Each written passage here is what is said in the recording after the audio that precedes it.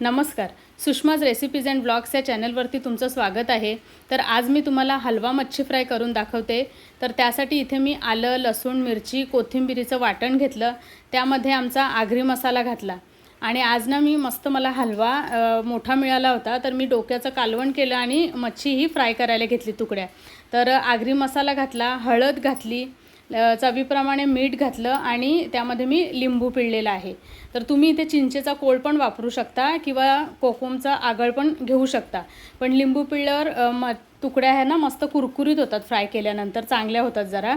तर मग मी लिंबूच घेते नेहमी. तर हे वाटण मी हाताने सगळं मिक्स केलं आणि तुकड्यांना हे बघा सगळ्या बाजूने मस्त हे वाटण लावून घेतलेलं आहे. तर आता हे वाटण लावल्यानंतर ह्या तुकड्या आपल्याला 10 मिनटं तरी 10 ते 15 मिनटं मॅरिनेट करून घ्यायचे आहेत. म्हणजे सगळ्या त्या आतमध्ये मसाला चांगला त्यांना मुरतो.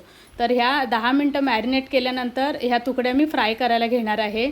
तर फ्राय करण्यासाठी आपण पॅनमध्ये शॅलो फ्राय करणार आहोत. तर तेल गरम करून घेतलं, त्यामध्ये ह्या तुकड्या सोडल्या आणि दोन्ही बाजूने मस्त खरपूस अशा ह्या तुकड्या फ्राय करून घेतलेल्या आहेत लो टू मीडियम फ्लेमवर. तर व्हिडिओ कसा आवडला ते नक्की कमेंटमध्ये सांगा आणि चॅनलवरती नवीन असाल तर सबस्क्राईब करा. धन्यवाद.